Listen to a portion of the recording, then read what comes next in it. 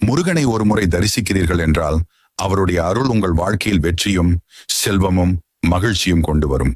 முருகன் ஒரு போர் தேவன் மட்டுமல்ல, அவர் அருள் பெற்றவனுக்கு எந்த இடையூறும் தடையாக வராது.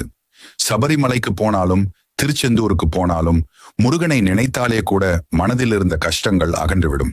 வாழ்க்கையில் சில சமயம் நம்மால் எதையும் செய்ய முடியாத மாதிரி தோன்றும். அப்போதே முருகனை தியானிக்கவும், ஓம் சரவணபவ என்று சொல்லவும்.